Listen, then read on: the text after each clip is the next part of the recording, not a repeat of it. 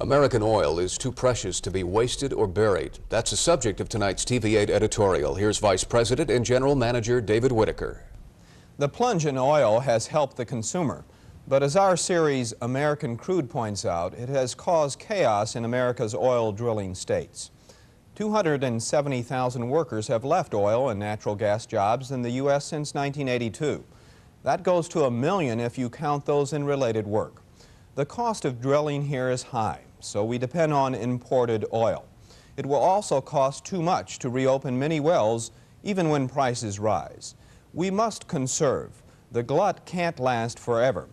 At the same time, we at TV8 agree with Standard Oil Chairman Robert Horton. He feels Congress should allow exploring the Alaskan Wildlife Refuge. This could be done without hurting the land. At least we'd see what's under that vast area. Our oil is too precious to bury while we pour out billions of dollars to foreign countries. That's our opinion, and we'd like yours. Please write TV8 Editorial, 5800 South Marginal Road, Cleveland. As Dick said earlier in the news, the wintry weather on the East Coast will be soon upon us, though it's a different storm system. Tonight at 11 on News Center 8, we'll see how the city is getting ready for our first real blast of winter. Plus, we'll look at what city shelters are facing and trying to meet the needs of the homeless. Those stories and much more tonight at 11. In New York last night, it was black ties and rock and roll. The second annual Hall of Fame induction ceremony honored some of the industry's legends, but for Cleveland, the Rock Museum site, the celebration is bittersweet. News Center 8's Martin Savage, who is in New York, explains. A year ago, Cleveland could only dream of the Rock Hall of Fame and all that comes with it. Now, Cleveland's got it. Thank you for selecting our city as the home of the Rock and Roll Hall of Fame. But the city doesn't have as much as it would like.